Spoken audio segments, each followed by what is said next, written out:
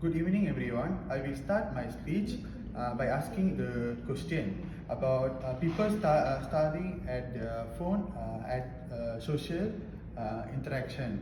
Then I will explain about mobile phone have changed our life a lot, and mobile phone usage makes people anti-social, and whether its continuity is making us less social.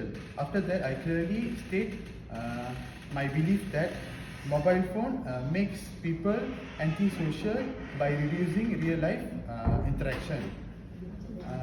Then I will briefly outline 2 points that online talks over real talks in person, and how phones hinder the development of important the social skills.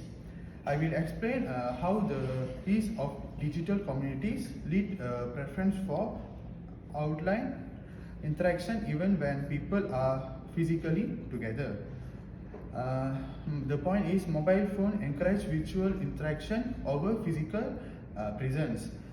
Then I discuss how relying on digital communities reduce practice with non-verbal cues, and